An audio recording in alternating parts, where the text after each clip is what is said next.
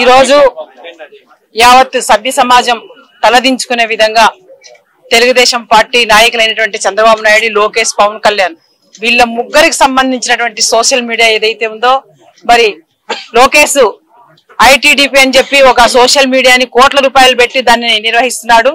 దాని ద్వారానే ఇవన్నీ చేయడం జరుగుతుంది. ఎందుకంటే ఈ రోజు ఒక సామాన్య మహిళ గీతాంజలి, ఈ తెనాలి నియోజకవర్గానికి సంబంధించిన బీసీ మహిళ, ఒక సాధారణ మహిళకి ఈ రాష్ట్రంలో, ఈ సమాజంలో ఇంత అన్యాయం జరగడం చాలా దారుణం. ఇది చాలా రాక్షసత్వంగా, చాలా దుర్మార్గంగా ప్రవర్తించారు వీళ్ళు. ఖచ్చితంగా వీళ్ళకి రాష్ట్రంలో పుట్టగతులు ఉండవు రాబోయే రోజుల్లో. ఎందుకంటే జగన్మోహన్ రెడ్డి గారు రాష్ట్రంలో 4.5 సంవత్సరాల కాలంలో మహిళల సంక్షేమమే ధ్యేయంగా, మహిళల ఆర్థికాభివృద్ధి చెందినప్పుడే రాష్ట్రం అభివృద్ధి చెందుతుందని చెప్పి మహిళల సంక్షేమ కార్యక్రమాలు ఎన్నో తీసుకొచ్చి ఆయన పథకాలు ఇస్తున్నారు. ఇవన్నీ అందుకున్నటువంటి సామాన్య మహిళగా ఈరోజు తన సంతోషాన్ని వ్యక్తపరిస్తే తెలుగుదేశం పార్టీ మరి పచ్చ మీడియా, ఇవంతా సోషల్ మీడియా ఎంత దుర్మార్గానికి వరికట్టి ఈరోజు ఒక క్రూరత్వంగా, ఒక రాక్షసత్వంగా, ఒక రాబందులాగా ఆమెను పొడుచుకొని తింటూ మరి ఆమె వెంటబడి ట్రోల్ చేసి చాలా నీచంగా ప్రవర్తించారు. సభ్య సమాజంలో మరి నేను ఒకటే సూచన ఇస్తున్నాను, ఆంధ్ర రాష్ట్ర మహిళల సమాజంలో ఉన్న మహిళలందరూ కూడా ఇలాంటి ఆకతాయి వెధవలు, ఇలాంటి పనికిరాని వెధవలు సమాజంలో ఉంటారు ఇబ్బంది పెట్టడానికి.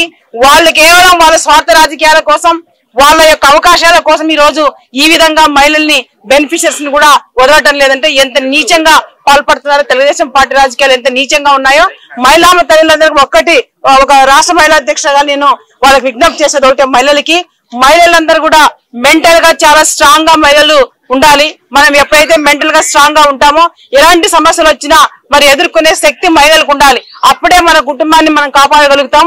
ఇది ప్రతి ఒక్కరు సెల్ఫ్ రెస్పెక్ట్ గా, వాళ్ళ సొంత రక్షణగా కూడా మహిళలు దీనికి ఖచ్చితంగా వాళ్ళ పిల్లల్ని కూడా ప్రోత్సహించి ఈ విధంగా మహిళలు ముందుకొస్తేనే రేపు భవిష్యత్తులో వాళ్ళకి న్యాయం జరుగుతుంది. ఈ రోజు ఎవరైతే ఈ గీతాంజలికి పాల్పడ్డారో రేపు సభ్య సమాజంలో వాళ్ళు ఖచ్చితంగా తల ఉంచాల్సిందే. వాళ్ళు సమాజానికి ఆన్సర్ చెప్పుకునే పరిస్థితి కూడా వాళ్ళకి లేదనమాట.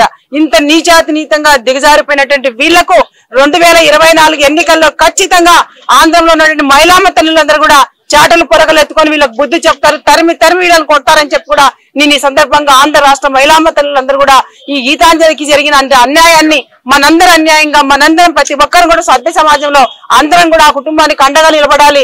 మన గౌరవ ముఖ్యమంత్రి జగన్మోహన్ రెడ్డి గారు కూడా చాలా దిగ్భ్రాంతికి గురై ఈ రోజు 20 లక్షల రూపాయల ఎక్స్గ్రేషియా కూడా ఆ కుటుంబానికి అందించడం జరిగింది.